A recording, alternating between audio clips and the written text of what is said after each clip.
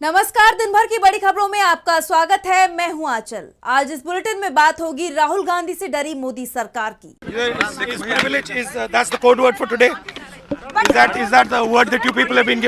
संसद में छिड़े संग्राम की किया जा रहा है। हम पूछ रहे हैं क्या मजबूरी थी कि आपने ये ट्रेड डील साइन की। देखेंगे पूर्व आर्मी चीफ नरवणे की किताब को लेकर हुआ क्या खुलासा।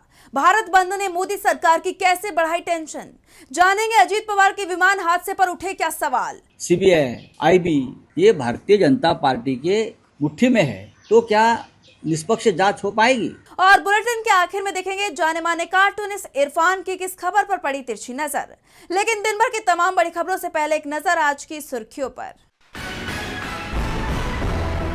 114 नए रफाल खरीदने के प्रस्ताव को मंजूरी। फ्रेंच प्रेसिडेंट मैक्रो के 17 फरवरी से 3 दिवसीय भारत दौरे पर हो सकता है सौदा।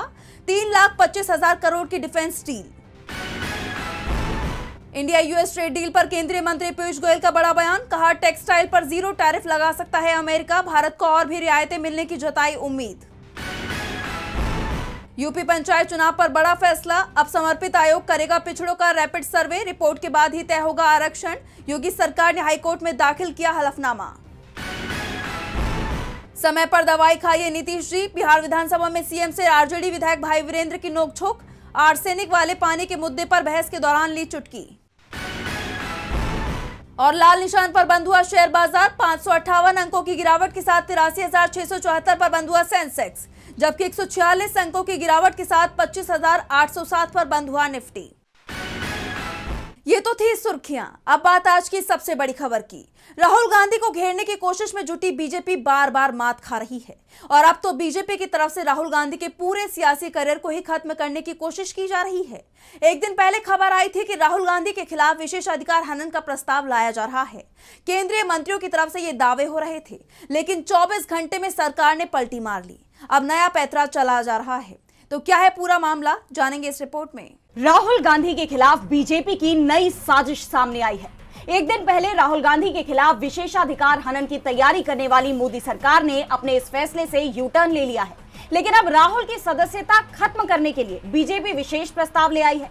बीजेपी सांसद निशिकांत दुबे ने लोकसभा अध्यक्ष को नोटिस दिया है, जिसके जरिए नेता प्रतिपक्ष राहुल गांधी की सदन की सदस्यता रद्द करने और उन्हें आजीवन चुनाव लड़ने से प्रतिबंधित करने की मांग की गई है। दरअसल राहुल गांधी ने लोकसभा में बजट पर चर्चा के दौरान एप्स्टीन फाइल्स का जिक्र किया था और केंद्रीय मंत्री हरदीप सिंह पुरी का नाम लेकर उन पर आरोप लगाए थे, जिसके बाद केंद्रीय संसदीय मंत्री किरेन रिजिजू ने कहा था कि सरकार राहुल के खिलाफ विशेषाधिकार का प्रस्ताव लाएगी। और सबसे बड़ी बात तो यह है कि हरदीप सिंह पुरी ने खुद प्रेस के सामने ये बात कबूल की कि वो एप्स्टीन से 3-4 बार मिले थे। इसके बाद सरकार ने यू टर्न ले लिया और साफ कर दिया कि अब विशेषाधिकार हनन का प्रस्ताव नहीं लाया जाएगा। लेकिन बीजेपी सांसद निशिकांत दुबे दूसरा प्रस्ताव ले आए हैं। इसे लेकर उन्होंने कहा कि कोई प्रिविलेज मोशन नोटिस नहीं है, मैंने एक सब्सटैंटिव मोशन नोटिस दिया है जिसमें मैंने बताया है कि कैसे वो सोरोस फाउंडेशन, फोर्ड फाउंडेशन और यूएस एड के साथ थाईलैंड, वियतनाम, कंबोडिया जाते हैं और भारत विरोधी ताकतों के साथ मिली भगत करते हैं। वैसे निशिकांत दुबे ने जो दावा किया है वो कोई छुपी हुई बात नहीं है। राहुल गांधी की जो भी यात्रा होती है वो सियासी यात्रा होती है। उनके कार्यक्रम की पूरी जानकारी सरकार के पास रहती है। सोरोस फाउंडेशन हो या फोर्ड फाउंडेशन, किसी पर भी भारत सरकार ने रोक नहीं लगाई है।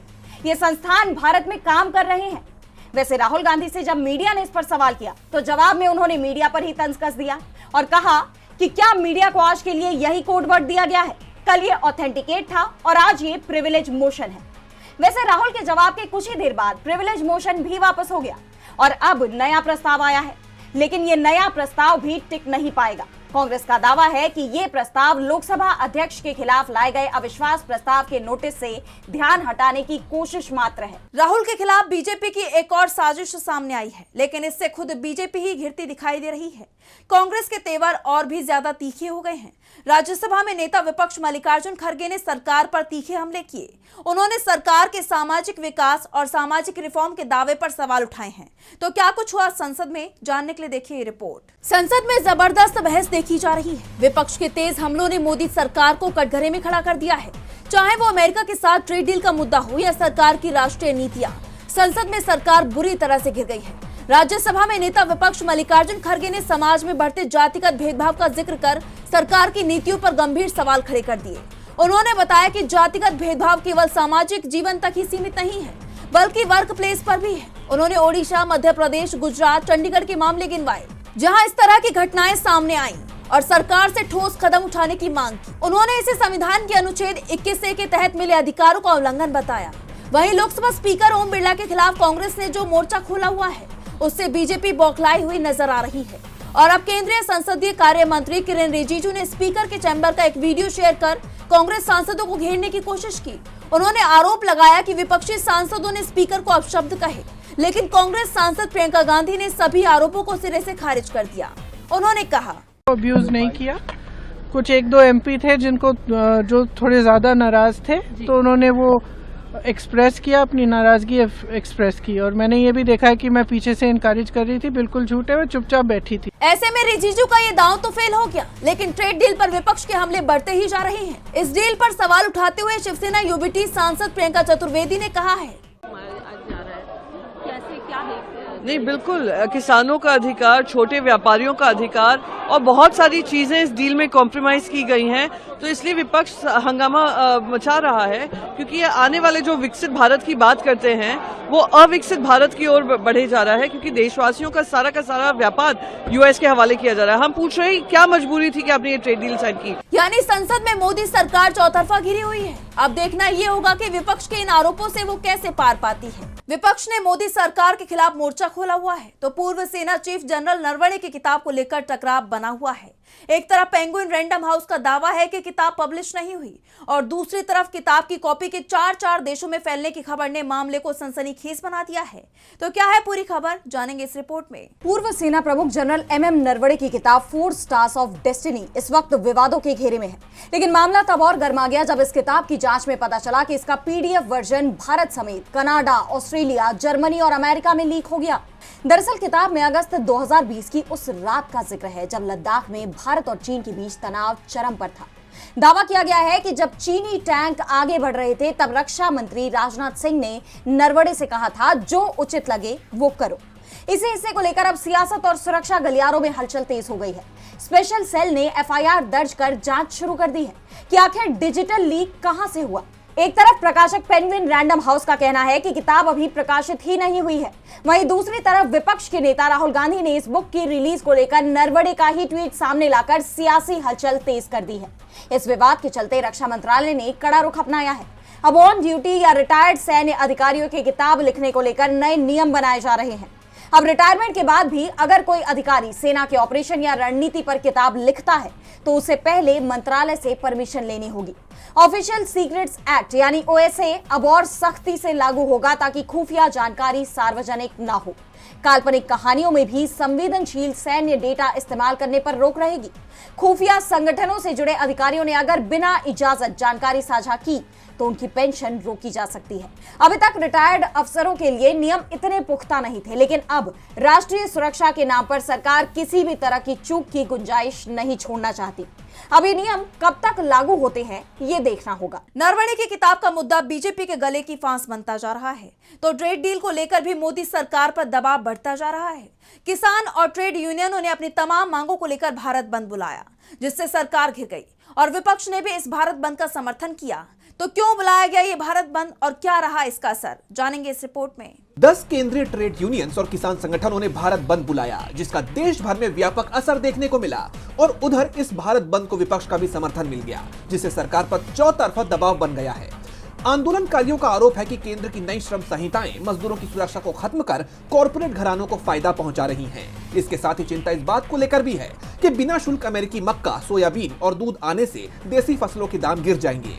अमेरिकी डेयरी उत्पादों के आने से करोड़ों भारतीय पशुपालकों की कमाई छिनने का भी डर है।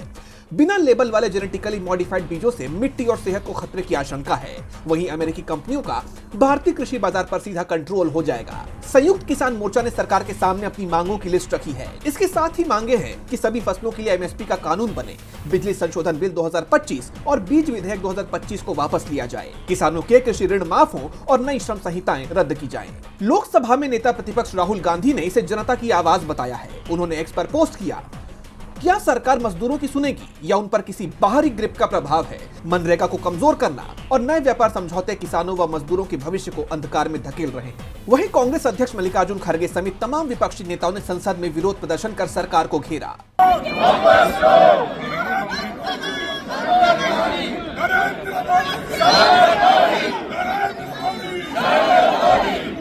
मजदूर और किसान संगठनों ने चेतावनी दी है कि अगर उनकी मांगें नहीं मानी गई तो फिर ये आंदोलन और उग्र हो जाएगा। अब इस भारत बंद का क्या असर होता है ये तो देखना होगा। ट्रेड डील को लेकर मोदी सरकार सवालों से घिरी हुई है, तो सवाल अजीत पवार के विमान हादसे पर भी उठ रहे हैं।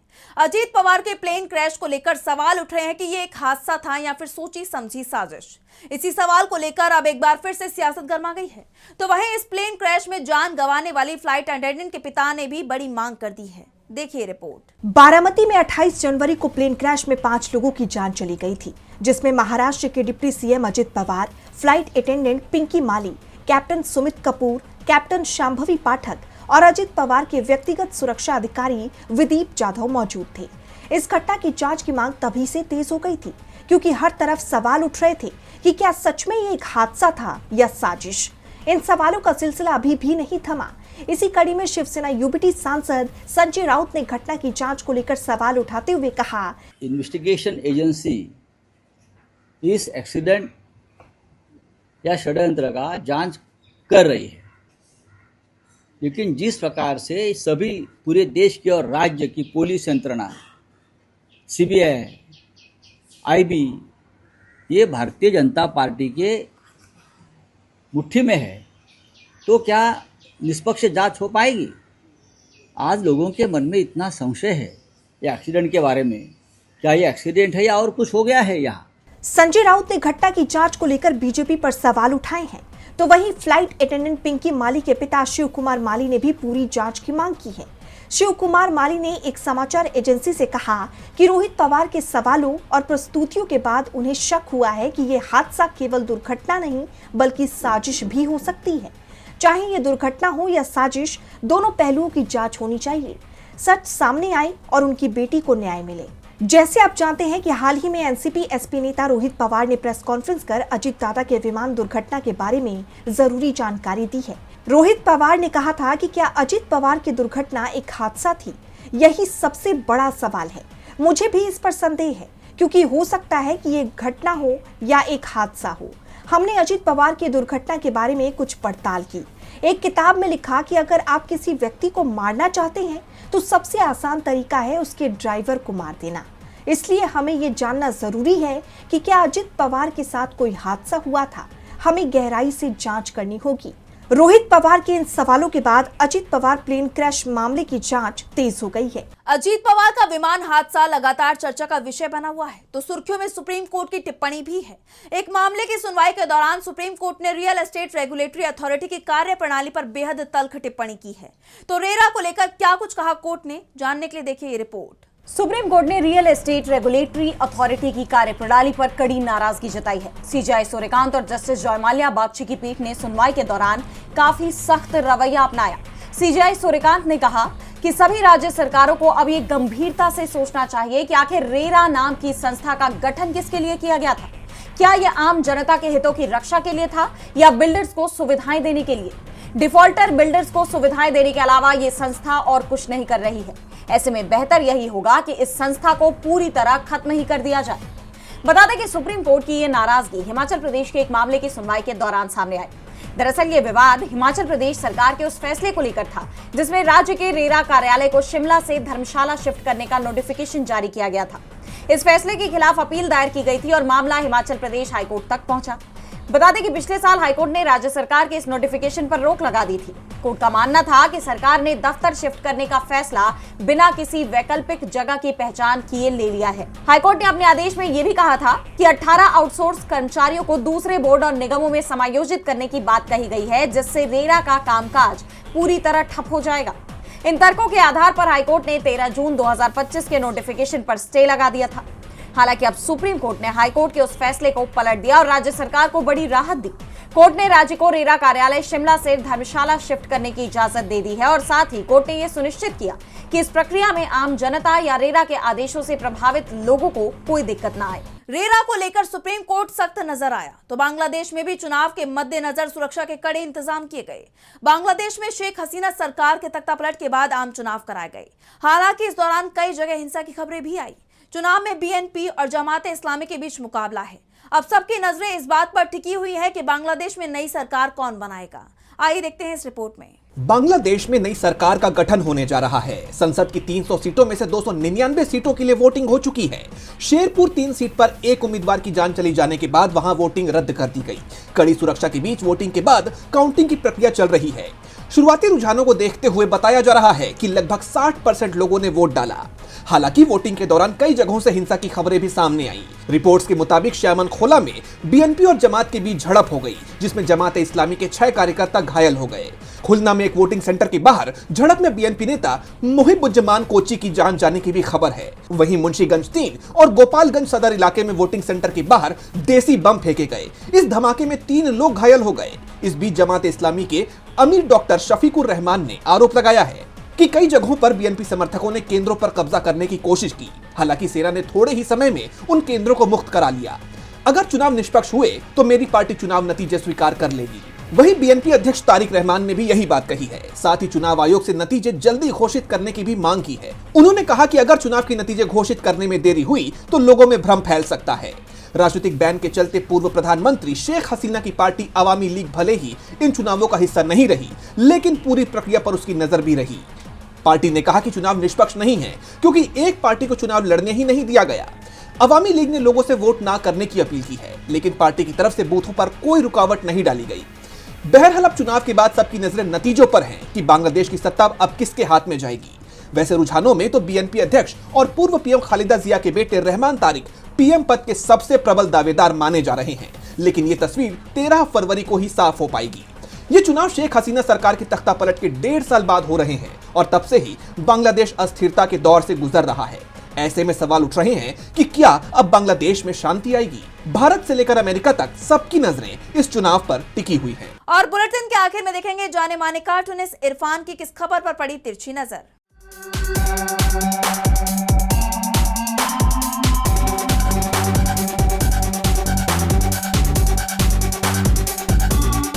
बीजेपी राहुल गांधी से बेहद दहशत में है। वो उनके सवालों के जवाब अपनी भारी संख्या के बावजूद संसद में भारी शोरगुल के बावजूद भी नहीं दे पा रही है। और तो और जब वो बीजेपी के सांसदों के बीच में संसद के प्रांगण में भी जाते हैं, एक वीडियो के मुताबिक, तो सांसद वहाँ से उनको देखकर भाग खड़े होते हैं। शायद इसी पर बीजेपी के बहुत लाउड स्पीकर हैं निशिकांत दुबे, उन्होंने कहा कि राहुल गांधी को संसद से निकाल देना चाहिए, उनको कभी भी चुनाव नहीं लड़ने की परमिशन देनी चाहिए कि वो कभी चुनाव लड़े ही नहीं। सही बात है, अगर वो चुनाव लड़ेंगे तो क्या होगा, शायद उनको नतीजे पता होंगे। और अगर संसद में रहेंगे तो राहुल गांधी सवाल करते रहेंगे, और सवाल करना मना है भाई।